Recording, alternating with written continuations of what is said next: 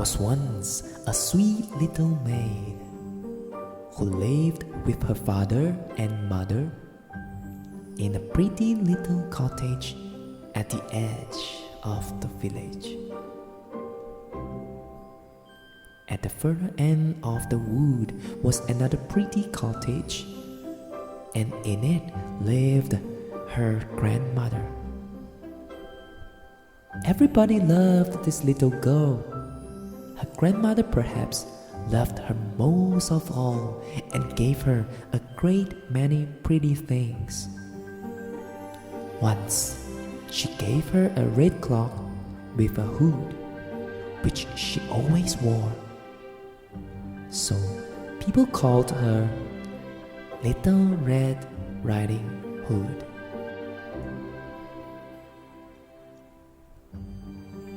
One morning, Little Red Riding Hood's mother said, "Put on your things and go to see your grandmother.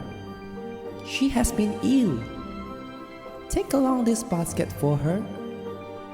I've put in some eggs, butter, and cake, and other dainties." It was a bright and sunny morning. Red Riding Hood was so happy that at first she wanted to dance through the wood. All around her grew pretty wild flowers, which she loved so well, and she stopped to pick a bunch for her grandmother. Little Red Riding Hood wandered from her path and was stooping to pick a flower when from behind her a gruff voice said, "Good morning, Little Red Riding Hood." Little Red Riding Hood turned around and saw a great big wolf. But she did not know what a wicked beast the wolf was. So she was not afraid. "What have you in that basket, Little Red Riding Hood?" "Eggs and butter and cake, Mr. Wolf." "Where are you going with them, Little Red Riding Hood?" "I am going to my grandmother, who is ill, Mr. Wolf." "Where does your grandmother live, Little Red Riding Hood?" "Along that path, past the wild rose bushes, then through the gate at the end of the wood, Mr. Wolf." Mr. Wolf again said, "Good morning," and set off.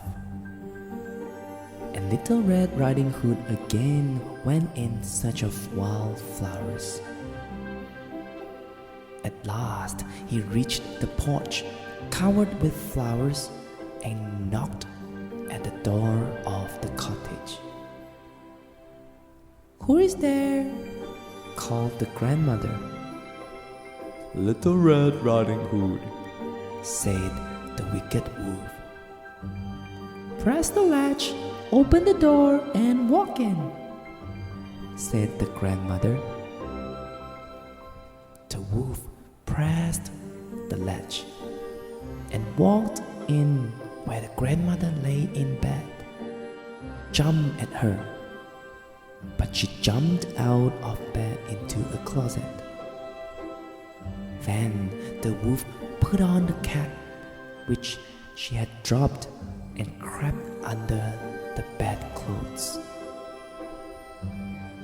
In a short while, Little Red Riding Hood knocked at the door and walked in, saying, "Good morning, grandmother. I've brought you eggs, butter, and cake. And here is a bunch of flowers I gathered in the wood." As she came nearer the bed, she said, "What big ears you have, grandmother." All the better to hear you with, my dear. What big eyes you have, grandmother. All the better to see you with, my dear. But, grandmother, what a big nose you have.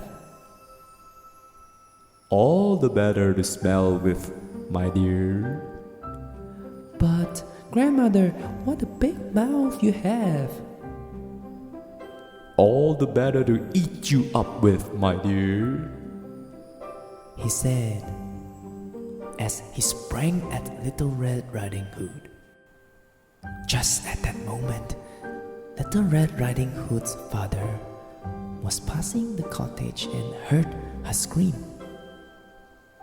He rushed in and with his axe chopped off Mr. Wolf's head. Everybody was happy that Little Red Riding Hood had escaped the wolf.